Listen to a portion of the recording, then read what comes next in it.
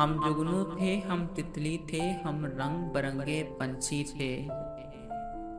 कुछ माहों साल की जन्नत में माँ हम दोनों भी साझी थे। मैं छोटा सा एक बच्चा था, तेरी उंगली थाम के चलता था।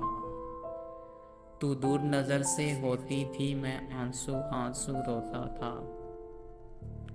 एक ख्वाबों का रोशन बस्ता तू रोज मुझे पहनाती थी। जब डरता था मैं रातों को, तू अपने साथ सुलाती थी। माँ तूने कितने बरसों तक इस फूल को सैंचा हाथों से। जीवन के गहरे भेदों को मैं समझा तेरी बातों से। मैं तेरे हाथ के तकिए पर अब भी रातों को सोता हूँ।